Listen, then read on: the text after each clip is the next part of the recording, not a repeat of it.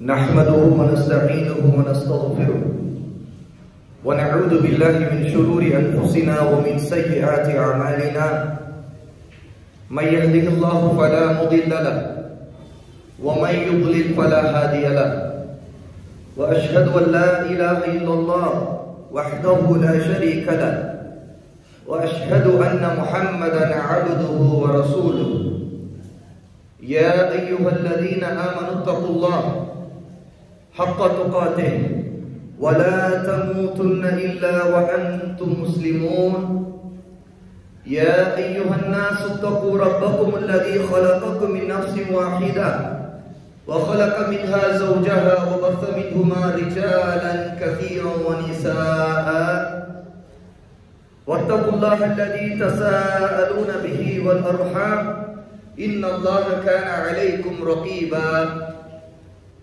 يا أيها الذين آمنوا اتقوا الله وقولوا قولا سديدا يصلح لكم أعمالكم ويغفر لكم ذنوبكم ومن يطع الله ورسوله فقد فاز فوزا عظيما أما بعد فإن أصدق الحديث كتاب الله وأحسن الهدي هدي محمد صلى الله عليه وسلم وشر الأمور محدثاتها وكل محدثة بدعة وكل بدعة ضلالة وكل ضلالة في النار. எல்லா புகழும் அல்லாஹ்வுக்கே உரியது. அவனையே புகழ்கிறோம், அவரிடமே உதவி தேடுகிறோம், அவரிடமே பாவ மன்னிப்பையும் கேட்கிறோம். நம்முடைய கெட்ட எண்ணங்களை விட்டு கெட்ட செயல்களை விட்டு அல்லாஹ்வுடன் பாதுகாவல் தேடுகிறோம். அல்லாஹ் யாருக்கு நேர்வழி காட்டி விட்டானோ அவர்களை வழிகெடுப்பவர்கள் யாரும் இல்லை. அல்லாஹ் யாரை வழிகேட்டில் விட்டு விட்டானோ அவர்களுக்கு நேர்வழி காட்டுபவர்கள் யாரும் இல்லை. வணக்கத்திற்குரிய இறைவன் அல்லாஹ்வை தவிர வேறு யாரும் இல்லை. அவன் தனித்தவன், அவனுக்கு இணை துணை யாரும் இல்லை என்று நான் சாட்சி சொல்கிறேன். முஹம்மது ஸல்லல்லாஹு அலைஹி வஆலிஹி வஸல்லம் அல்லாஹ்வுடைய ஒரு அடிமை, அல்லாஹ்வுடைய ஒரு தூதர் என்றும் நான் சாட்சி சொல்கிறேன். அன்பிற்குரியவர்களே, அல்லாஹ்வின் அடியார்களே, நண்பர்களே, சகோதர சகோதரிகளே, ஒரு கட்டடத்தை எழுப்புவதற்கு தேவைகள் என்ன? ஒரு சமுதாயத்தை கட்டி எழுப்புவதற்கு தேவைகள் என்ன? கட்டடத்தை எழுப்புவதற்கு அடித்தளம் போடாமல் அதை எழுப்ப முடியாது. அடித்தளம் போடாமல், அஸ்திவாரம் எதுவுமே போடாமல் கட்டடத்தை எழுப்பினால் நிச்சயமா அது நிற்காது. அது போலவே ஒரு சமுதாயம், மக்களின் ஒரு கூட்டம், அந்த கூட்டம் உண்மையிலே ஒரு கட்டுப்பட்ட, ஒரு பலம் வாய்ந்த சிறந்த கூட்டமாக, சிறந்த சமுதாயமாக உருவாக வேண்டும் என்றால் அதற்கும் அஸ்திவாரங்கள் இருக்கிறது. அல்லாஹ்வுடைய நபி ஸல்லல்லாஹு அலைஹி வஸல்லம் ஒரு சிறந்த சமுதாயத்தை, ஒரு சிறந்த கட்டடத்தை கட்டி எழுப்பி காட்டினார்கள். அந்த சமுதாயத்தையும் ஒரு கட்டடத்தை போல வர்ணித்தும் சொன்னார்கள்.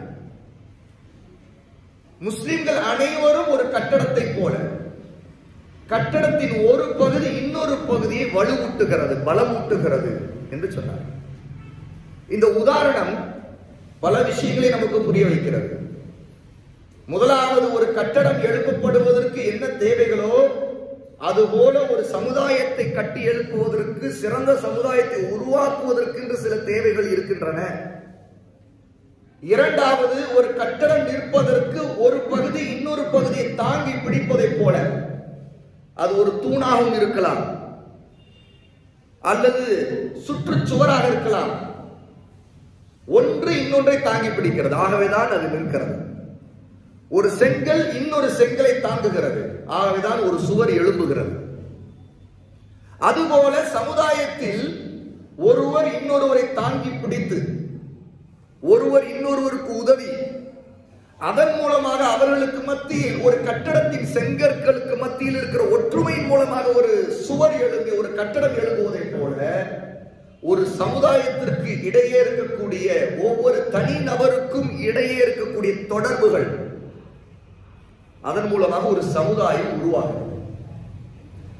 மூன்றாவது விஷயம், இதே உதாரணத்தின் மூலமாக அல்லாஹ்வுடைய நபி ஸல்லல்லாஹு அலைஹி வஸல்லம் முஸ்லிம்கள் என்று சொன்னதன் மூலமாக ஒரு விஷயத்தை தெளிவுபடுத்தி விட்டார். ஒரு சமுதாயம் உருப்படியாக உண்மையாக உருவாக வேண்டும் என்றால் அந்த சமுதாயத்தில் அவர்கள் அல்லாஹ்வுக்கு கீழ்ப்படிந்தவர்களாக இருக்க வேண்டும். முஸ்லிம் என்றால் யார்?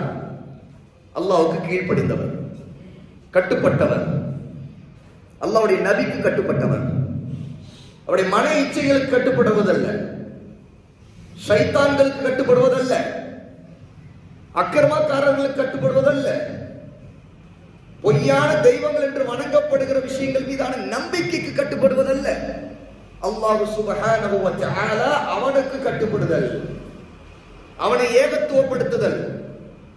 அப்படி என்றால் அல்லாஹ் ஒருவனை இபாதத்து செய்தல், எண்ணத்தாலும் சொல்லாலும் செயலாலும் அல்லாஹ்வுக்கு தன்னுடைய வணக்கங்களை, வழிபாடுகளை, இபாதத்துகளை எல்லாவற்றையும் அர்ப்பணித்து தன்னுடைய வாழ்க்கையை அவனுக்கு அர்ப்பணித்து அவனுடைய சொல்லுக்கு கட்டுப்பட்டு அவருடைய நபியின் சொல்லுக்கும் அவருடைய வழிமுறைக்கும் கட்டுப்பட்டு இருக்கும் பொழுதுதான் அவர் ஒரு முஸ்லிம்.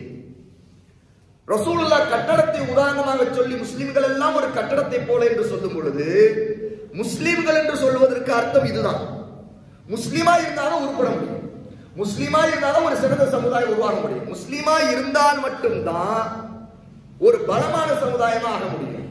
எப்ப ஒரு சமுதாயத்திற்குள்ள பலவீனம் ஏற்படுதோ அதற்கு காரணம் என்ன தெரியுமா? அல்லாஹ்வுக்கு மாறு செய்கின்றவர்கள், அவருடைய நபிக்கு மாறு செய்கின்றவர்கள் அதிலே இருக்கிறார்கள். இந்த மனிதர்கள் திருத்தப்படாத வரைக்கும் ஒரு சமுதாயம் வலிமையான சமுதாயமாக உருவாகாது. இந்த 3 விளக்கங்களில் இருந்து ஒரு சமுதாயத்தை நாம் எப்படி கட்டி எழுப்ப வேண்டும் என்பதை நாம் சிந்திக்க வேண்டும். சமுதாயம் என்றால் உலகளாவிய ஒரு கண்ணோட்டத்தோடு நாம் அவ்வளோ பெரிய அளவுக்கு சிந்திக்க தேவையில்லை. முதல்ல ஊருக்குள்ள, ஒரு தெருக்குள்ள ஒரு மஸ்ஜிதை சுத்தி இருக்கக்கூடிய மனிதர்கள், அந்த மஸ்ஜிதுக்கு வருகிறவர்கள் போகிறவர்கள், அங்கிருக்கின்ற முஸ்லிம்கள் நாளைக்கு அவர்களை பார்த்து இன்னும் இஸ்லாம் இப்படிப்பட்ட மார்க்கமா, நாங்கள் இப்படித்தான் இருக்க விரும்புகிறோம் என்று பார்த்து இவருடைய அழைப்பை ஏற்று முஸ்லிமாகக்கூடிய மற்ற மதத்தவர்கள் அவர்கள் எல்லாம் சேர்ந்து ஒரு சின்ன இடத்துல கூட ஒரு சமுதாயமாக, ஒரு வலிமையான சமுதாயமாக ஆக முடியும். இதெல்லாம் வெறும் கற்பனை அல்ல, இதற்கெல்லாம் வரலாற்று ஆதாரம் இருக்கு, ஹிஸ்டரி இருக்கு, நிரூபிக்கப்பட்டவை. இது வெறும் தத்துவம் அல்ல, வரட்டு தத்துவம் இல்லை, இதெல்லாம் உண்மைப்படுத்தப்பட்டது, இது நடைமுறையில் சாத்தியமானது என்பதை காட்டக்கூடிய வரலாறு நமக்கு இருக்கு. அந்த வரலாறு படிச்சுக்கிறதுக்கு, தெரிஞ்சுக்கிறதுக்கு பெரிய கஷ்டம்லாம் தேவையில்லை. பள்ளிக்கூடத்துல 1ஆம் வகுப்புல இருந்து 12ஆம் வகுப்பு வரைக்கும், அதுக்கு பிறகு ஒரு 3-5 வருடங்கள் கல்லூரியிலே படிச்சு வரலாறு படிக்கிறவங்களா இருக்கிறாங்க. அந்த வரலாறுல ஊர்க்கதை, உலக கதை, நாட்டுக்கதை, நரிக்கதை, எல்லா கதையும் பேசுறது, அதெல்லாம் நமக்கு தேவைப்படாது. குறைந்தபட்ச நேரத்திற்குள்ள ஒரு சிறந்த சமுதாயம் கட்டி எழுப்பப்பட்ட வரலாறை படிக்கணும்னா ரசூலுல்லாஹ்வுடைய வாழ்க்கையை படிக்கணும். சீரத்துன் நபி, நபியுடைய வரலாறு. நபியுடைய வரலாறுங்கிறது ஒரு தனி நபரின் வரலாறு அல்ல. நான் இப்ப நபியுடைய வரலாறு சொன்னேன்னா தனிநபர் வரலாறு அல்ல, அது ஒரு சமுதாயத்தின் வரலாறு. ஏன்? அல்லாஹ்வுடைய நபி ஸல்லல்லாஹு அலைஹி வஸல்லம் தன்னந்தனியா பிறந்து தன்னந்தனியா ஒரு காட்டுல வாழ்ந்துட்டு வந்தாங்களா? அப்படியே இருந்தாங்க? இல்ல, ஒரு சமுதாயத்தை உருவாக்குறாங்க. தன்னந்தனியா தான் அவங்க ஹிரா குகையில போய் உட்கார்ந்தாங்க. அங்க இருந்து கிளம்பின பிறகு அவங்க தன்னந்தனியா திரும்ப ஹிரா குகைக்கு போக வேண்டிய தேவையே இல்லை. முதலாக அல்லாஹ்வுடைய நபி ஸல்லல்லாஹு அலைஹி வஸல்லம் 40வது வயதுல ஹிரா குகையில மக்காவில இருந்து ஒரு 4-5 மைலுக்கு பின் தள்ளி இருக்கக்கூடிய அந்த 100 மலையின் மீது இருக்கிற அந்த குகைக்குள்ள அவங்களுக்கு முதல் தடவையா வஹி இறங்குது. ஜிப்ரீல் அலைஹிஸ்ஸலாத்து வஸலாம் அல்லாஹ்வினால் அனுப்பப்படுகிறார். இரவு நேரம் ரசூலுல்லாஹி ஸல்லல்லாஹு அலைஹி வஸல்லம் தனிநபரா தன்னந்தனியா தான் உட்கார்ந்து இருக்கிறாங்க. ஜிப்ரீல் அலைஹிஸ்ஸலாத்து வஸலாம் இக்ரா என்று சொல்லுகிறார். படியுங்கள், வாசியுங்கள், ஓதுங்கள். மஅன பிகாரி, நான் வாசிக்க தெரிந்தவன் இல்லையே, எனக்கு படிக்க தெரியாதே என்று சொல்லுகிறார்கள் அல்லாஹ்வுடைய நபி ஸல்லல்லாஹு அலைஹி வஸல்லம். ஜிப்ரீல் அலைஹிஸ்ஸலாத்து வஸலாம் நெருங்கி வந்து இறுக்கமாக கட்டி பிடித்து மூச்சு திணறல காட்டி விட்டுட்டு திரும்ப இக்ரா என்று சொல்கிறார். படியுங்கள். மஅன பிகாரி, எனக்கு படிக்க தெரியாது. அல்லாஹ்வுடைய நபிக்கு எழுதவோ படிக்கவோ தெரியாது. அவங்க ஒரு உம்மி நபி. திரும்ப ஜிப்ரீல் இறுக்கமாக கட்டிப்பிடித்து இறுக்கி அணைத்து மூச்சு முட்டுகிற அளவு ஆக்கி திரும்ப விட்டு விட்டு இருக்கிறோம் படியுங்கள். திரும்ப அதே பதில்தான், நான் படிக்கக்கூடியவர் அல்ல. இப்போது ஜிப்ரீல் அலைஹிஸ்ஸலாத்து வஸலாம் இந்த பூமிக்கு இறக்கப்படுகிற முதல் தடவையாக இந்த பூமிக்கு இறக்கப்படுகிற 5 ஆயத்துக்களை ஓதி காட்டுகிறார். சூரத்துல் அலக் 96வது சூராவுடைய முதல் 5 ஆயத்து. இக்ரா பிஸ்மி ரப்பிக்கல்லதீ ஹலக். படியுங்கள், உங்களை படைத்த இறைவனின் பெயரை சொல்லி, அந்த ரப்பின் பெயரை சொல்லி படியுங்கள். அதிலிருந்து ஒரு 5 ஆயத்துல ஓதி காட்டிட்டு ஜிப்ரீல் கிளம்பி போயிட்டாங்க. ரொம்ப டீட்டெயிலா நம்ம போக தேவையில்லை. ரசூலுல்லாஹ் அங்கிருந்து கிளம்பிட்டாங்க. அதுக்கு பிறகு தனக்கு பயம், என்ன ஆச்சுன்னு தெரியல. அதுக்கு பிறகு கிளம்பி கதீஜா ரலியல்லாஹு அன்ஹா போறாங்க, வீட்டுக்கு போறாங்க. கதீஜா ரலியல்லாஹு ஆறுதல் சொல்றாங்க. அதுக்கு பிறகு கதீஜா ரலியல்லாஹு அன்ஹா தன்னுடைய கணவரை அழைச்சிக்கிட்டு வரக்கா இப்னு நௌஃபலிடம் கூட்டிட்டு போறாங்க. அவருக்கு வேத அறிவு இருந்துச்சு. அவர் யார்? ஒரு முதியவர். நபி ஈசா அலைஹிஸ்ஸலாத்து வஸலாமுக்கு இறக்கப்பட்ட இஞ்சியிலே ஈமான் கொண்டவர், அந்த இஞ்சியிலே வாசிப்பவர், வேத அறிவு இருந்தது. அவரிடம் போய் நடந்ததை சொல்லும் போது அவங்க தெளிவா புரிஞ்சுக்கிட்டாங்க, இவர் ஒரு நபி ஆயிட்டார்.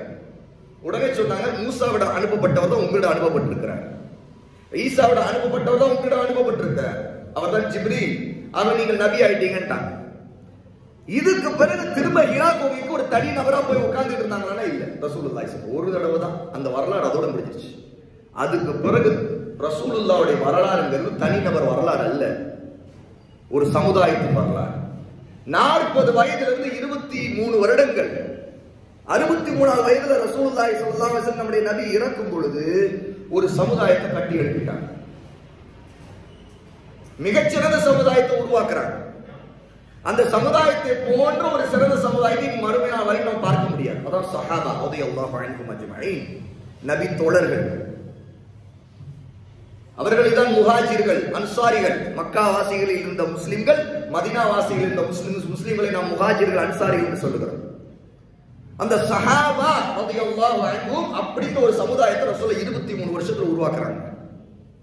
இந்த உருவாக்குவதற்கு அவங்க எடுத்துக்கொண்ட களம்ங்கிறது 2 ஊர்கள் தான். முதல் ஊர் எது? மக்கா. இரண்டாவது எது? மதீனா. மக்காவில் ஒரு 13 வருஷம், மதீனாவில் ஒரு 10 வருஷம். ரசூலுல்லாஹ் அதுக்கு ஒரு மூத்தரிட்டார். இந்த 13 ஒரு 10 23 வருஷங்கள்ல ரசூலுல்லாஹி ஸல்லல்லாஹு அலைஹி வஸல்லம் உருவாக்கிய சமுதாயம் ஒரு சிறந்த சமுதாயம்ங்கிறத இந்த உலகத்துல யாருக்குமே கருத்து வேறுபாடு இருக்காது. ஷியாக்கள்ங்கிற வழிகட்டு போன ஷியாக்களை தவிர, வழிகட்டு போய் குஃப்ர்ல விழுந்த ஷியாக்களை தவிர வேற எந்த கூட்டத்துக்கு, முஸ்லிம்கள்ல பல பிரிவினர்கள் இருக்கக்கூடிய எந்த கூட்டத்துக்கு கூட ஷியாக்களை தவிர யாருக்குமே சஹாபா என்கிற ரசூலுல்லாஹ் உருவாக்கிய சமுதாயம் ஒரு சிறந்த சமுதாயம் என்பது எந்த மாற்று கருத்தும் இல்லை.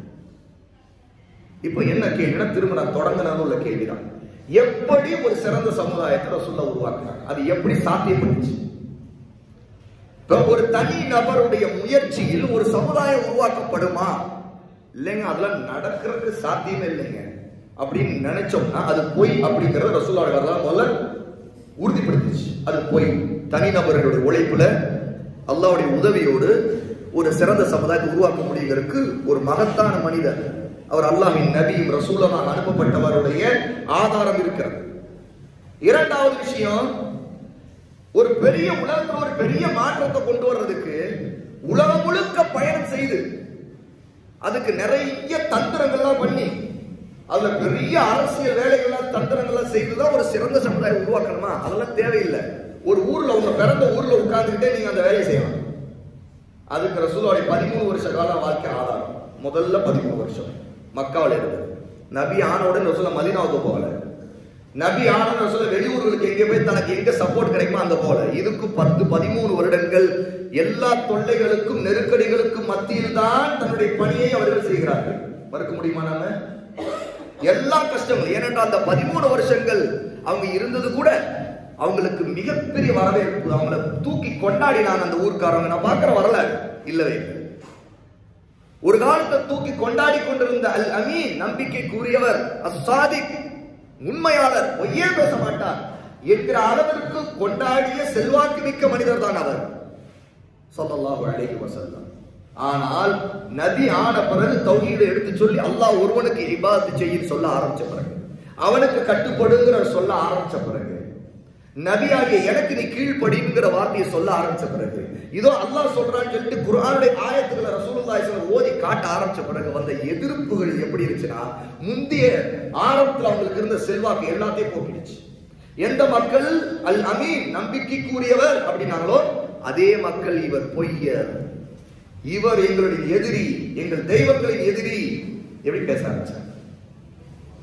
அப்போ ஒரு விஷயம் நமக்கு தெரியுது, ஒரு சிறந்த சமுதாயத்தை உருவாக்கணும்னா அதுக்கு நமக்கு பெரிய ஆதரவாளர்களால் திரண்ட பிறகுதான் உருவாக்கப்படணும்னு அவசியம் இல்லை. அல்லாஹ் தஆலா யாரை தேர்வு செய்யறானோ, யார் அல்லாஹ்வுக்கு தன்னை அர்ப்பணித்துக் கொண்டு அவனுக்கு கீழ்ப்படிய முன்வராங்களோ, தன்னுடைய மன இச்சைகளை விடுறார்களோ, யார் அல்லாஹ்வுக்கு நபிக்கு கீழ்ப்படிய முன்வராங்களோ அவங்களை கொண்டே அந்த சமுதாயத்தை உருவாக்க முடியும். உண்மையா இல்லையா? அது மிகச்சிறிய கூட்டமா இருக்கலாம், அது பிரச்சனை இல்லை, அல்லாஹ்வின் உதவி அவர்களுக்கு கிடைக்கும். மக்காவில் இருந்த 13 வருஷங்கள் முஸ்லிமானவருடைய எண்ணிக்கை எண்ணி பார்த்தா விரல் விட்டு எண்ணிடலாமே. ஆனா காபிருடைய எண்ணிக்கை அதிகம் இல்லையா? அந்த 13 வருஷ காலமுடைய போராட்டத்தில் ரசூலுல்லாஹி ஸல்லல்லாஹு அலைஹி வஸல்லம் அவர்கள் பெற்றுக்கொண்ட ஆதரவு கூட்டம்ங்கிற அந்த கூட்டம் இருக்குது. ஒரு பெரிய சமுதாயம் இல்லை, ரொம்ப சொற்பமானவர்கள். இன்னைக்கு இருக்கிற எந்த, அதாவது நினைச்சு பார்த்தா லெட்டர் பேட் இயக்கங்கள்னு சில இருக்குதா இல்லையா? எங்கேயுமே ஆள்லாம் எங்கே இருக்க மாட்டாங்க, ஒரு லெட்டர் பேட் வச்சுட்டு ஒரு தலைவரும் தொட்டு இருப்பார். அவருக்கு கூட ஒரு 2 அவருக்கு என்னது ஆதரவு தெரிஞ்சுக்கிட்டு அவரோடு இருந்துட்டு எல்லாத்துக்கும் தலையாட்டிக்கிட்டு இருக்க ஒரு 3 பேர் 4 பேர் இருப்பாங்க. எங்கேயோ ஒரு 4-2 ஃப்ரெண்ட்ஸ் சேர்ந்து அங்கங்க, அதான் லெட்டர் பேட் இயக்கங்கிறது. அதுக்கு எந்த கூட்டமும் தரல, அந்த இயக்கத்தையே அறிஞ்சிருக்க மாட்டாங்க, லெட்டர் பேட் மட்டும் தான் இருக்கு. அந்த மாதிரி லெட்டர் பேட் இயக்கங்களா இருக்கக்கூடியவங்க இருக்கிற கூட்டத்தை விட மிக குறைவான எண்ணிக்கையில தான் ஆரம்பத்துல இஸ்லாமை ஏற்றுக்கொண்டவங்க இருந்தாங்க. இப்ப அப்படிப்பட்ட ஒரு பிரச்சாரத்துல தொடக்கத்துல எப்படி பின்னாடி ஒரு உலக மாற்றம் வந்துச்சு, எப்படி இங்க எங்கேயோ ஒரு மூலையில, இங்க திருச்சியில ஏதோ ஒரு காட்டூர்ல நாம இத்தனை முஸ்லீம்கள் உட்கார்ந்து இருக்கிறோம், எங்கெங்கயோ உட்கார்ந்துட்டு இருக்கிறோம். இதுல எப்படி நடந்துருச்சு? இதுக்கு ஒரு 1000 வருஷ கால வரலாறு இருக்குது. அது இருக்கட்டும், 1000 வருஷ கால வரலாறு. ஆனா இந்த சிறந்த சமுதாயத்தை உருவாக்குறதுக்காக எடுத்துக்கொண்ட நேரங்கிறது 23 வருஷ காலம் தான்.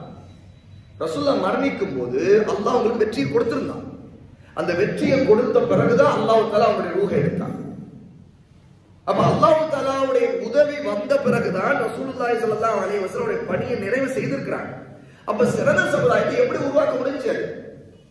இப்ப நம்ம அடுத்து சிறந்த சமுதாயம் உருவாவதற்கான சில முக்கிய விஷயங்களை கவனத்தில் கொள்ளணும்.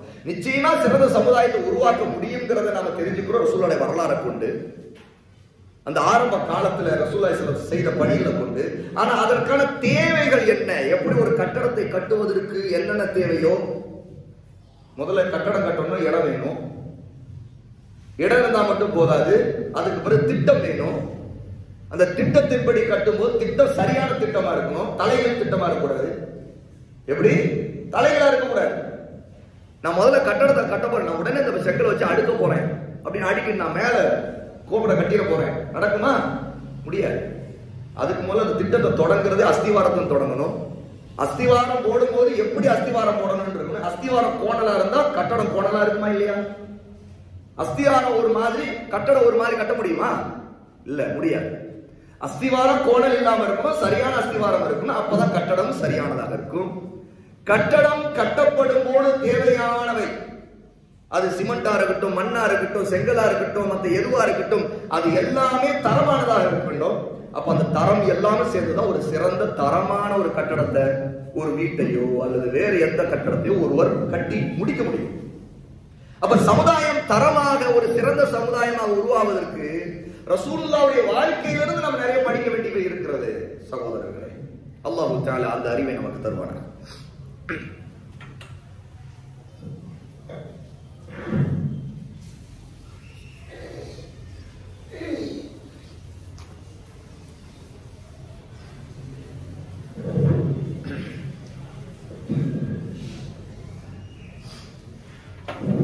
الحمد لله رب العالمين وصلى الله على نبينا محمد وعلى آله وصحبه أجمعين.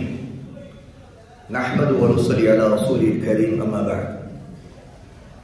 அல்லாஹ்வின் அடியார்களே, ரசூலுல்லாஹி ஸல்லல்லாஹு அலைஹி வஸல்லம் ஒரு சிறந்த சமுதாயத்தை உருவாக்குவதற்கு அவர்கள் போட்ட முதல் அஸ்திவாரம் போடுவதற்கு கூட இடம் வேண்டும் இல்லையா?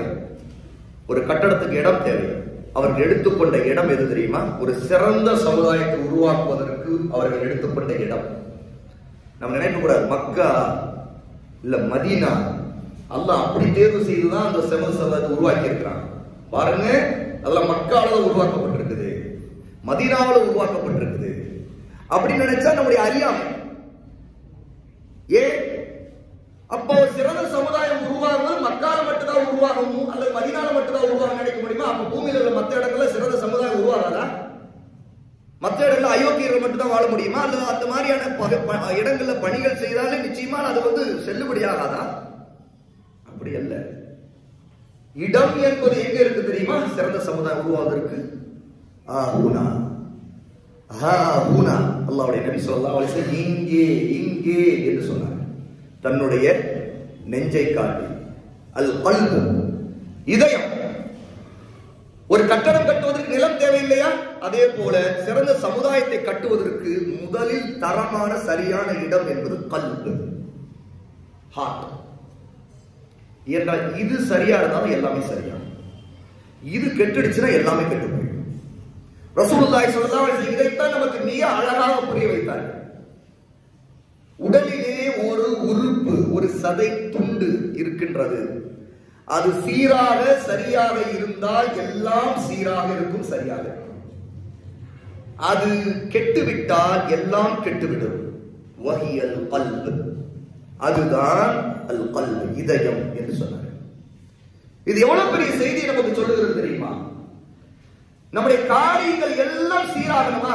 முதல்ல இதயத்தை சரி பண்ணணும். நம்முடைய ஹார்ட், கல்புங்கிறது இதயத்தை சரி பண்ண என்ன? இதயத்துல ஓட்டை ஏதாவது இருக்குதான்னு டாக்டர்கிட்ட போய் செக் பண்ணிட்டு முடிச்சுட்டு வர வேலையாது? அது இருந்தா ஆட்டோமேட்டிக்கா தெரிஞ்சிட போகுது. இதயத்துல எந்த பிரச்சனை இருந்தாலும் வெளியே தெரியும். ஏன்னா அல்லாஹ் ரசூலுல்லாஹ் சொல்லிட்டாங்க, அது கெட்டு விட்டால் எல்லாம் கெட்டு விடும், வெளியில தெரியும். ஒருத்தருக்கு இதயத்துல கோளாறு இருந்தாலும் அவருக்கு ஹார்ட் அட்டாக் வருது, அல்ல அவருக்கு நெஞ்சு வலி, வேற மாதிரியான பிரச்சனைகள் வருது. இந்த தெரிஞ்சுக்கிறோமா இல்லையா? அப்ப அது வெளியில தெரியுதா? அதுக்கு சிம்டம்ஸ் தெரிஞ்சிருது. அதே மாதிரியே நம்முடைய இதயத்துல பிரச்சனை இருக்குது, நம்முடைய ஹார்ட்ல, நம்முடைய ஈமான்ல பிரச்சனை இருக்குது. மனம்ங்கிறதுல இச்சைகளும் குஃப்ருகளும் ஷிர்க்குகளும் ஹவா, தேவையில்லாத ஷைத்தானிய விஷயங்களும் இருக்குங்கிறத அது எப்படி தெரியும்னா ஒரு மனிதனுடைய சொல்லிலும் செயலிலும் தெரியும். ஏன்னா இதயத்தை ஆராய முடியாது. கண்களை கொண்டு ஒருத்தருடைய இதயத்தை நாம் பார்க்க முடியாது, அதை பிளந்து பார்க்க முடியாது. அப்ப அது எப்படி வெளிப்படும்? உள்ளது வெளியே வர்றது எப்படி கேட்டா அது ஒருத்தருடைய சொல்லில வரும், செயல்ல வரும். அப்ப சொல்லும் செயலும் இதயத்தை மதிப்பீடு செய்யும். இதுதான் காரணம். ஒருத்தர் கெட்ட கெட்ட வார்த்தை பேசுறான்னா அவனுடைய எண்ணம் எப்படி இருக்கு? அவனுக்கு எண்ணமே கெட்ட எண்ணமா இருக்குது. கெட்ட காரியங்களை செய்யறான், மானக்கேடான காரியங்களை செய்யறான். அவனுடைய பிரச்சனை என்ன? அவன் மானக்கேடான காரியங்களை செய்யறதுல அவனுக்கு தைரியம் இருக்குது. அவனுக்கு அதன் மீது அது ஹராமானது, தடுக்கப்பட்டது, அல்லாஹ் வெறுக்கக்கூடியது, அது தனக்கு இழிவை தரக்கூடியது, நாளைக்கு அல்லாஹ்விடம் நரக தண்டனையை தரக்கூடியது, அது தனக்கு அவமானம் என்கிற அறிவு கூட இல்லாமல் அவன் செய்கிறான் அர்த்தம் இல்லையா? அப்ப இதயத்தை சீர்படுத்துதல், கட்டடத்தை கட்டுவதற்கு நிலம் தேவை என்பது போல இதயம் இங்கே தேவை. அந்த இதயங்கள் ஒவ்வொரு மனிதனிடமும் இதயம் இருக்கு. எல்லாத்தையும் நிலம் இருக்குங்க. நம்ம எல்லாத்தையும் நிலம் இருக்கு.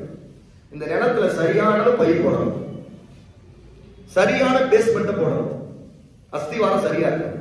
அந்த அஸ்திவாரம் தான் ஈமானுடைய அறிவு, அல் இல்ம், சரியான அறிவு. அதுதான் அல்லாஹ்வுடைய பண்புகள், பெயர்கள், அவனுடைய தன்மைகள், அவனை அறிவதனுடைய அறிவு.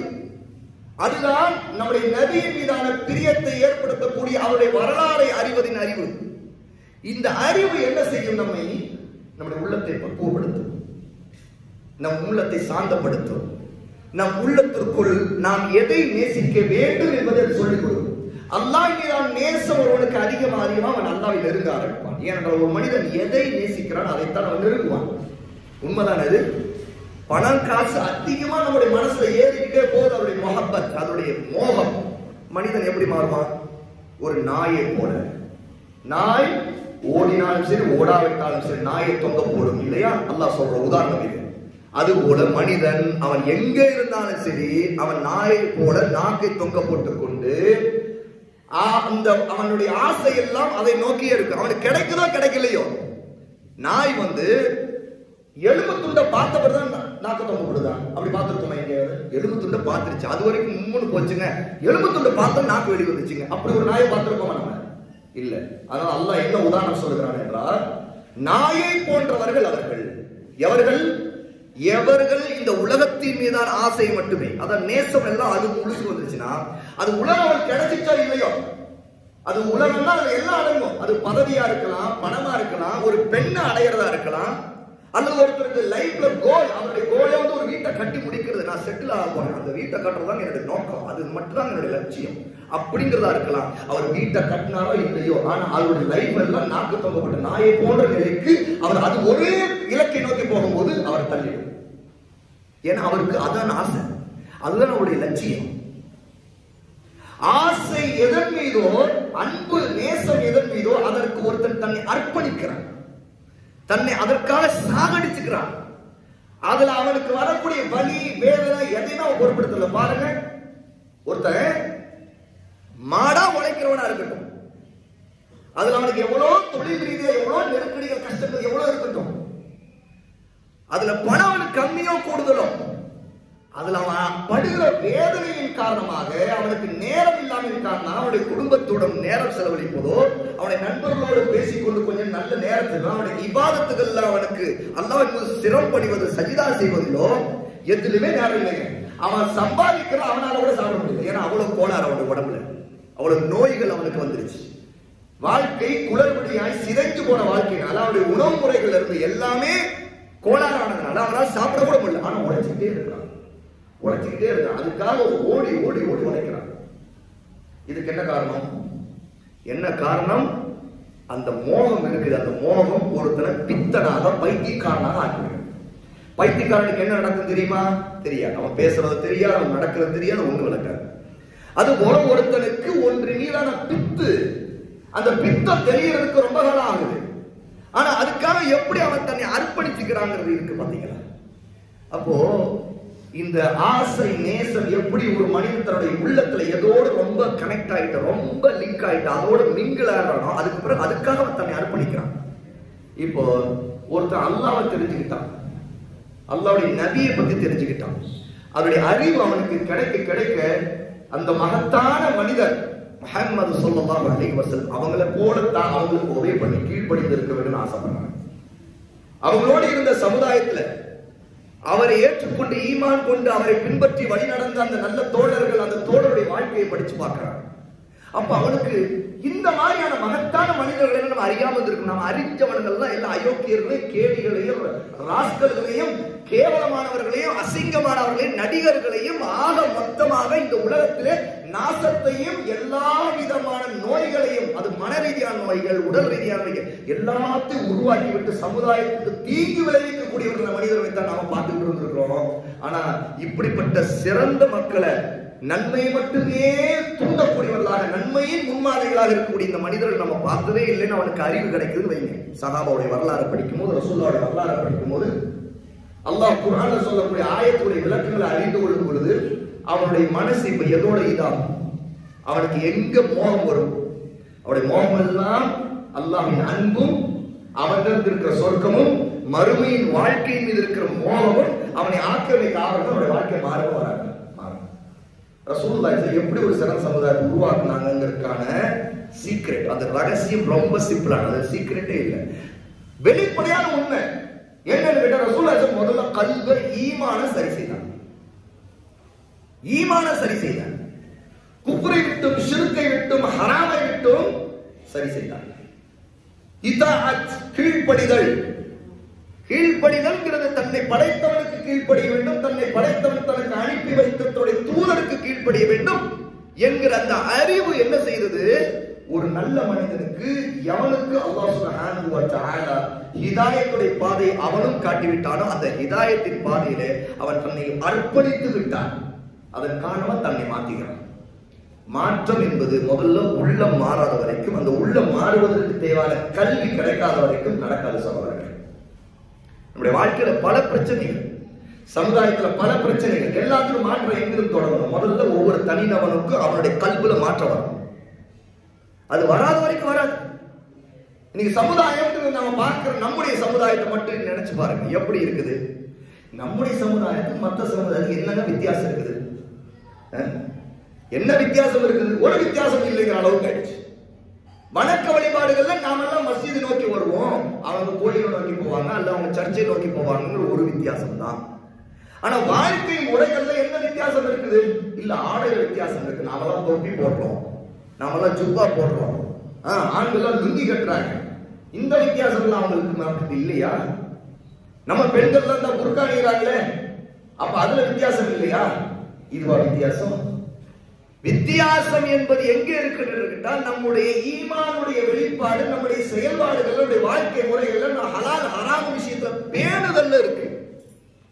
அது வீட்டிலிருந்தே ஆரம்பிக்கும். ஒரு தனி நபரோட அவன் எங்க இருந்தாலும் அவனிலிருந்து ஆரம்பிக்குது. அவனிலிருந்து ஆரம்பிப்பது அவனுடைய வீட்டிற்குள்ள ஆரம்பிக்குது. அவனுடைய மனைவியிடம், அவனுடைய பிள்ளைகளிடம், அவனுடைய சுற்றத்தாரிடம், எல்லாரிடம் தொடங்குது. உண்மையா இல்லையா? அப்ப வித்தியாசம் எப்படி தொடங்குது? வாழ்க்கை முறையில தொடங்குது. ஆனா இந்த வாழ்க்கை முறையில வித்தியாசம் இல்லாம இருக்கிறது எங்க பிரச்சனை இருக்குது? அங்க குடிகாரன் இருக்கானா, நம்ம இல்ல குடிகாரன் இருக்கிறான். அங்க இருக்கிற குடிகாரன் அவன் பொண்டாட்டி பிள்ளைகளை காப்பாத்தாம இருக்கான். இங்க இருக்கிற குடிகாரன் இவனும் தான் பொண்டாட்டி பிள்ளைகளை காப்பாத்தாம இருக்கிறான். அங்க இருக்கிற குடிகாரன் அவன் தன்னுடைய அம்மாவையும் அத்தாவையும் உதைக்கிறான்னா, இங்கேயும் அவனே காரியத்தை செய்யறான். என்ன வித்தியாசம் இருக்கு?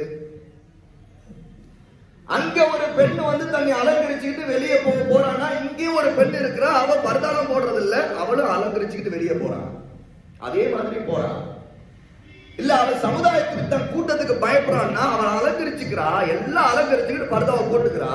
அதுக்கப்புறம் எங்க காலேஜோட கேம்பஸ்க்கு உள்ள நுழைய இடத்துல கழட்டுறான். அல்லது எங்க தன்னுடைய சமுதாயத்தை தன்னுடைய ஊருக்கான தன்னுடைய மகளாக்கான பார்க்காத கண்படாத ஒரு ஏரியாவுக்கு போனா அங்க கழட்டுறான். வித்தியாசம் இல்லைல்ல? அங்க அவங்களுக்கு மார்க்கமா, கொள்கையா, ஹலாலா, ஹராமா எதுவுமே முக்கியம் இல்லை. அப்ப என்ன? யாரையும் கட்டிக்கலாம், யாரோட ஓடி போகலாம், யார்கிட்ட காதல் கலியாட்டங்கள்ல ஆண் பெண் உறவுல அவர்கள் அந்த அசிங்கங்கள்ல மூழ்கலாம். அதற்காக அவர்கள் பாட்டுகள் பாடலாம், அதுல டிக்டாக் பண்ணலாம், அதுக்காக பேஸ்புக்ல அவங்க படத்தை போட்டுக்கலாம், அதுக்காக அவங்க அசிங்கமான சேட்டிங் பண்ணிக்கலாம், தனிமையில சந்திச்சுக்கலாம், அதுக்கு கடற்கரை ஓரங்களை சந்திச்சுக்கலாம், அல்லது காவிரி கரை இருக்கு அந்த கரையில சந்திக்கலாம். எதுலயும் அவங்களுக்கு வித்தியாசம் இல்லை. அந்த காரியங்களை முஸ்லீம்கள் பண்றாங்களா இல்லையா? அங்க ஒரு இளைஞன் இருக்கான். அந்த இளைஞனுக்கு நாகரிகம் தெரியாது, அவனுக்கு ஒழுக்கம் தெரியாது, அவனுக்கு கண்ணியம் என்பது என்னன்னு தெரியாது. அவன் தன்னுடைய சமுதாயத்திற்கு மத்தியில் அவன் போகும்போது அவன் தன்னுடைய காலர் சட்டையை தூக்கி விட்டுக்கிறான், கட்சி எடுத்து தலையில நெத்தியில கட்டிக்கிறான். அவன் பேசுற பாணி, அவனுடைய பேச்சு முறை எல்லாமே எவனோ சினிமால அவன் பார்த்த யாரோ ஒரு ரவுடியோடைய பேச்சு போல இருக்குது. அல்ல அவன் நேசிக்கிற ஒரு கதாநாயகன், ஒரு ஹீரோவுடைய அந்த அவன் போடுற ட்ரெஸ், அவன் போட்டுக்கிற ஹேர் ஸ்டைலு, அதையெல்லாம் வச்சுதான் இவன் ஃபாலோ பண்றான். அது போல அவன் அங்க இருக்கிறானா, இவன்லயே எத்தனை பேர் அப்படி இருக்கிறான். இன்னும் இன்னைக்கு வந்திருக்க ஆபத்துகள்ல ஒன்று, நிறைய முஸ்லிம் ஊர்கள்ல நம்முடைய இளைஞர்களுக்கு பத்தி, இளைஞர்கள்லாம் நல்ல பழைய 10 வருஷத்துக்கு முன்னாடி சொல்ல வேண்டிய, நான் இளைஞர்களை வார்த்தை சொல்லிட்டு அந்த திரும்ப வாபஸ் வாங்கிக்கிறேன். என்ன சொல்ல போறேன் தெரியுமா? இளைஞர்கள்லாம் இல்ல, இளைஞர்கள் அவங்க 10 வருஷத்துக்கு முன்னாடி அவங்க அட்வான்ஸா ஒரு 10-15 வருஷத்துக்கு முன்னாடி போயிட்டாங்க அந்த பாவத்துக்கு. இப்ப சின்ன பசங்க கஞ்சா குடிக்கிறாங்க. சின்ன பசங்க, ஒரு காலம் இருந்தது சின்ன பசங்க பீடி குடிச்சாங்க அப்படிங்கிற ஒண்ண தெரிஞ்சுட்டா அது ஒரு மிகப்பெரிய விஷயமாக கருதப்பட்டது நம்முடைய சமுதாயத்திற்குள்ள. அப்படி ஒரு பீடி குடிச்சாங்கிற விவகாரம் அது அவன் படிக்கக்கூடிய பள்ளிக்கூடத்துல உள்ள ஆசிரியருக்கோ யாருக்கோ தெரிய வந்து பெற்றோரை கூப்பிட்டு இந்த விஷயத்தை சொல்லி, பெற்றோர் அப்பன்கார அவர் பீடி ஊதிக்கொண்டே இருப்பாரு. ஆனா தன்னுடைய பிள்ளை இப்படி பண்ணிட்டாங்க, அவருக்கு ரோஷம் எல்லாம், மானம் எல்லாம், சூடு சொரணை எல்லாம் அவருக்கு அதிகமா வரும். இப்ப அதெல்லாம் ரொம்ப ஓல்டு. நஊது பில்லாஹி மின் ஸாலிக். அல்லாஹ் நம்மை பாதுகாக்கணும். சாதாரணமா கஞ்சா போதைகள்ல மூழ்கி இருக்கக்கூடிய எத்தனையோ சிறுவர்கள் இருந்து கொண்டிருக்க, அவர்களுக்கு கஞ்சா கடைகள்ல பிஸ்கெட் இருப்பதை போல, சாக்லேட் விற்பதை போல ரகசியமாக விற்பனை செய்யப்படுது. அதை முஸ்லிம் பிள்ளைகள் அங்கங்க கூட்டம் கூட்டமாக தனித்தனியா தனிமையில அவங்க வந்து 2 பேர் 3 பேர் சேர்ந்து கஞ்சா குடிக்கிறானுங்க, கஞ்சா சாப்பிடுறானுங்க. அப்படிங்கிறத நம்ம இங்க அறியணும். இது நம்ம ஒரு 10-15 வருஷத்துக்கு முன்னாடி இளைஞர்கள் நம்முடைய முஸ்லிம் வாலிபர்கள் இப்படி கேடுறாங்க அப்படின்னு நம்ம இதே மிம்பர்ல பேசியிருக்கோம். ஆனா இப்ப பாருங்க, ஒரு 10 வருஷத்துக்கு பிறகு நம்ம இப்ப எந்த அளவுக்கு, இது வந்து 10 வருஷங்கிறது இது 5 வருஷத்துக்கு முன்னாடி பேசப்பட ஆரம்பிச்சிருச்சு, ஒரு 5-6 வருஷத்துக்கு முன்னாடி பேசப்பட ஆரம்பிச்சிருச்சு. அப்ப அங்கே இங்கே எல்லாம் ஒரே மாதிரி ஆயிடுச்சு. முஸ்லிம் பெண்கள் குடும்பம் ஒரு தருதலை குடும்பத்தில் அவர்கள் பிறந்ததின் காரணமாக, பாதுகாக்கப்படாத அவர்கள் தேவையான அறிவு கொடுக்கப்படாதன் காரணமாக, அவர்கள் தேவையான ஈமானும் அவர்களுக்கு அவங்க அறிய வேண்டிய ஈமானுடைய அடிப்படையிலும் ஒழுக்கங்களும் அல்லாஹ்வோடு அவர்களுக்கு ஒழுக்கமா இருக்கக்கூடிய தொழுகையையோ அல்ல மனிதர்களோடு அவர்களுக்கு இருக்க வேண்டிய உறவுகள் தொடர்புகள் ஒழுக்கங்கள் இருக்குது. அந்நிய ஆண்கள் எப்படி நடந்து கொள்ளணும், நடந்து கொள்ளக்கூடாது, அந்நிய ஆண்கள் பேசலாமா பேசக்கூடாது, இந்த எந்த ஒரு விஷயத்திலும் வரம்புகள் எதுவுமே இல்லாமல் உடைச்சு விட்டு தருதலையாக குடும்பத்தார் தன்னுடைய அவருடைய அந்த பெண்ணுடைய தந்தையும் தாயும் கண்டுகொள்ளும். ஏன்னா அவர்களே ஒழுக்கமற்றவர்களாக அல்ல அவர்களே தொழுகை இல்லாதவர்களாக அல்லாஹ்வோடு அவர்களுக்கு ஒழுக்கம் இல்லை. இந்த ஒழுக்குங்கிற வார்த்தையை நம்ம ரொம்ப கவனமா நோட் பண்ணிக்கணும். ஏன் தெரியுமா? ஒழுக்கம்னா மனிதர்களோடு உள்ள ஒழுக்கம் மட்டும் வராதுங்க, அல்லாஹ்வோடு நமக்கு ஒரு ஒழுக்கம் இருக்கு. அதுதான் தௌஹீத், அதான் இபாதா, அதான் தொழுகை, ஸலாத், அதான் அல்லாஹ்வுக்கு முன்னாடி செய்யற சஜிதா, ருக்கு எல்லாமே. அப்ப அல்லாஹ்வோடு உள்ள ஒழுக்கம் இல்லை. ஏன்னா நாங்க எங்க ஃபேமிலி ரொம்ப ஒழுக்கம் உள்ளவங்க, ஆனா எப்படிதான் இந்த பிள்ளை இப்படி போச்சுன்னு தெரியலைங்க கேட்கிறாங்க. அல்லாஹ்வோட உங்களுக்கு ஒழுக்கம் இல்லையே, அந்த பிள்ளை ஓடி போச்சு, காப்பீடோட வாழ்ந்துட்டு இருக்குது, அப்படி எப்படி? அப்ப இந்த எல்லா பிரச்சனைக்கும் காரணம் என்ன? தர்பியா இல்லாதது. ரசூலுல்லாஹி ஸல்லல்லாஹு அலைஹி வஸல்லம் என்ன செய்தார்? சிறந்த சமுதாயத்தை உருவாக்கணும். முதல் குர்பால சொன்னேன். தர்பியா எப்படி பண்ணாங்க தெரியுமா? மஸ்ஜித் கூட இல்ல ரசூலுல்லாஹ்வுக்கு மக்காவுல. அந்த காலத்துல ஒரு சிறந்த மஸ்ஜித் மக்காவுல இருக்குது, காபத்துல்லாஹ். ஆனா அங்க போய் ரசூலுல்லாஹி ஸல்லல்லாஹு அலைஹி வஸல்லம் எல்லா மக்களுக்கு முன்னாடி 2 வார்த்தை சொல்லி தர முடியாது, குர்ஆன்ல ஒரு ஆயத்தை சொல்லி தர முடியாது. ஏன்னா அப்படி சொல்லி தர்றதை தெரிஞ்ச ரசூலுல்லாஹ் ஒண்ணும் பண்ண மாட்டாங்க. ஏன்னா அவங்க பயந்துட்டு இருக்கிறாங்க, அபூ தாலிபுக்காக பார்த்துட்டு இருக்கிறாங்க. ஆனா எவன் போய் யாரு போய் ரசூலுல்லாஹ் சொல்றது காது கொடுத்து கேட்டாங்க, அவன் ஒரு கதையை முடிச்சுப்பாங்க. இப்படி ஒரு நிலைமை இருந்துச்சு மக்காவுல. ரகசியமா யாருக்கு தெரியாம அர்க்கம் ரலியல்லாஹு அன்ஹு வீட்டுக்கு வர சொல்லி, அதுவும் மக்காவுக்கு கொஞ்சம் வெளிப்புற பகுதியில் இருக்கிற வீட்டுக்கு வர சொல்லி அங்க உட்கார வச்சு ரசூலுல்லாஹ் சொல்லி கொடுக்குறாங்க குர்ஆன். அங்க உட்கார வச்சு சொல்லி தராங்க தௌஹீத்னா என்ன, அல்லாஹ்வுக்கு ஏன் இணை வைக்கக்கூடாது, ஏன் சிலை வணங்க கூடாது, ஏன் அவனுக்கு கீழ்ப்படியணும் சொல்லி கொடுக்குறாங்க. இப்ப ஒழுக்கத்தை சொல்லி கொடுக்கறதுக்கு இடமே இல்லாத காலத்துல ரசூலுல்லாஹ் ஒரு அர்க்கமுடைய ஒரு வீட்டுல உட்கார வச்சு சொல்லி கொடுத்தாங்க, ஒரு சமுதாயத்தை உருவாக்குனாங்க. இன்னைக்கு நமக்கு பள்ளிவாசல கொஞ்சம் நெஞ்சமா எங்க யாருக்காவது ஒரு கூட்டத்துக்கு உள்ள சண்டை வந்துருச்சு, நம்ம உடனே முடிவு பண்ணலாம் அடுத்து இன்னொரு பள்ளிவாசல் உருவாக போகுது அப்படின்னு. உண்மை இல்ல, ஏதோ ஒரு இயக்கம் பிரிஞ்சிச்சு, ஏதோ ஒரு கட்சிக்குள்ள பிரச்சனை, முஸ்லிம்கள் என்னது கோயிலா கட்ட போறாங்க, உடனே அடுத்து பள்ளிவாசல் கட்டுவாங்க, உடனே அங்க இன்னொரு பிரச்சனை தொடங்கும். அங்க அது அப்படிதான். அப்ப இடம் இல்லைன்னா இல்ல, நமக்கு வந்து இருக்கிற தளம், நமக்கு இருக்கிற கேந்திரங்கள், சென்டர்ஸ் நிறைய, பள்ளிவாசல் மட்டும் இல்ல ஏராளமான கேந்திரங்கள் நமக்கு இருக்கு, சென்டர்ஸ். ஆனா தர்பியா இல்ல. அப்ப எத்தனை பேருக்கு நம்ம உட்கார வச்சு டீச் பண்ணி அவங்களை தர்பியா பண்ணி தொடர்ந்து அவங்களை கவனிச்சு கண்காணிச்சு அவங்க வழி நடத்தி, ஒரு சமுதாயம்னா ஒரு மஸ்ஜிதுனா அதுக்கு ஒரு நிர்வாகிகள் எல்லாம் ஒரு சின்ன குழு. அது சின்ன குழு இல்ல, அது ஒரு சமூகத்தின் மீது பொறுப்பெடுத்துக் கொண்ட மகத்தான பொறுப்பு இருக்கக்கூடிய நபியின் பொறுப்பை தன்னில் சுமக்கக்கூடிய, நபி சுமந்த பொறுப்பான பள்ளிவாசல் நிர்வாகம் செய்யக்கூடிய பொறுப்பில் இருக்கக்கூடிய ஒரு சிறந்த பொறுப்பு. அந்த சிறந்த பொறுப்பில் எடுத்து இருக்கும்போது சமுதாயத்தில் நம்ம எவ்வளவு கவனிக்க வேண்டியது இருக்கு பாருங்க. நபி நின்ற இடம் இது, மிம்பர்ங்கிறது நபி நின்ற இடம், தொழுகிற இடம் நபி தொழுத இடம், கட்டப்பட்ட பள்ளிவாசல் இது நபி கட்டுற வேலை. நபி கட்டினாங்க, மதீனாவுக்கு வந்து முதல் வேலை என்ன செய்தாங்க, பள்ளிவாசல் கட்டினாங்க. இது எல்லாம் நபியின் பொறுப்பு. நபியின் பொறுப்புல இருந்து நம்ம ஒன்று எடுத்துக்கிறோம்னா அதுக்கு பிறகு என்ன, இமாமா இருக்கட்டும், பேசுற ஹத்தீபா இருக்கட்டும், பள்ளிவாசலுடைய முத்தவல்லி செக்ரட்டரி சம்பந்தப்பட்டதா இருக்கட்டும், அந்த ஊரிலே இருக்கக்கூடிய அந்த பள்ளிவாசல தொடர்புல தலைக்கட்டுல ஜமாத்துல இருக்க ஒவ்வொருத்தரும் இருக்கட்டும், ஒவ்வொரு ஆணும் சுப்ஹானல்லாஹ், ஒவ்வொருத்தரும் சமூகத்தில் ஒரு பெண் ஓடி போறானா மறைமுகம் பாவம் நமக்கு வருது. முதல் பாவம் அந்த குடும்பம் என்ன ஆச்சு, அந்த குடும்பத்துல ஏன் அப்படி ஒண்ணு நடந்துச்சு, ஏன் அப்படி நடக்குது. ஆனா இங்க யாரு எனக்கு எதையும் கேட்காத, நான் வேற அமைப்பு, என்னை பத்தி பேசாத, அதுக்குதான் மிம்பர்ல இருந்து நடக்கணும். அல்லாஹ்வுக்கு பயந்து நட, அல்லாஹ்வுக்கு பயந்துடா. நீ இங்கே என்ன திமிரு பேச்செல்லாம் நிறுத்து. ரப்புல் ஆலமீன்கிட்ட போய் நீ இதெல்லாம் பேச முடியாது. உன்னை படைச்சவன் உன்னை எதுக்காக உனக்கு உயிர் கொடுத்தானோ, உதிரம் கொடுத்தானோ, உடம்பு கொடுத்தானோ, அதுக்கெல்லாம் நீ நன்றி செலுத்தணும். அவனுக்கு கட்டுப்படணும். நீ நினைச்ச காரியங்களா செய்து ஹராமித்தனங்கள்லாம் பண்ணிக்கிட்டு வாய்க்கோழிப்படுத்து ஹராமுடைய விஷயத்துல நீ அல்லாஹ்வுக்கு அஞ்சாம பேசுறேன்னா நீ எவ்வளவு பேசுவ? நீ உடம்புல இருந்து ஒரு சொட்டு நீரை சிறுநீரை வெளியே வரவனா அல்லாஹ் நிறுத்திட்டா நீ பேச மாட்டேன், வழியில் துடிப்ப. அப்ப அல்லாஹ்வுடைய அடியார்களே, இன்னைக்கு இருக்கிற நோய்கள்ல பெரிய நோய் எங்க இருக்கு கேட்டா உடம்புல இருக்கிறதுல ஹார்ட்ல இருக்கிற நோய் தான். அது இருதய அறுவை சிகிச்சைலாம் செய்து சரி பண்ண முடியாது. நாம இந்த சமுதாயத்தை செய்து தர்பியாவின் மூலமாக ஈமானுடைய ரூஹானியத், அந்த உயிரோட்டத்தை கொடுக்கணும். தௌஹீதுடைய ரூஹானியத், உயிரோட்டம், சுன்னாவுடைய ரூஹானியத், சுன்னாவின் மீதான முஹப்பத், நபியின் பாதையின் மீதான முஹப்பத், அந்த நபியின் வரலாறுடன் சஹாபாவுடைய வரலாறு நமக்கு இருக்கிற அந்த இணக்கம், அந்த பாண்ட், அந்த நமக்கு இருக்கக்கூடிய ரிலேஷன், அதுல இருக்கிற அந்த வலிமை, அது பிணைஞ்சு போய் மிங்கிளா இருக்கிற நிலையில மட்டும்தான் நம்முடைய சமுதாயத்தின் மீதான மாற்றத்தை நம்ம கொண்டு வர முடியும். அல்லாஹ்வுடைய அடியார்கள் அல்லாஹ் சுப்ஹானஹு வ தஆலா நம்ம அனைவரையும் சமுதாயத்துடைய சீர்கேடுகளிலிருந்து பாதுகாத்து சமுதாயத்தில் ஒவ்வொரு தனிநபருக்கும் நல்ல ஈமானையும் அறிவையும் இல்மையும் அவர்களுக்கு கொடுத்து தௌஹீதுடைய அறிவை சுன்னாவுடைய அறிவை கொடுத்து அவர்களை தர்பியா செய்யக்கூடிய ஒவ்வொரு தனிநபரும் அதற்கு முன் வந்த அந்த வேலையிலே பொறுப்படுத்திக் கொள்ள வேண்டும்.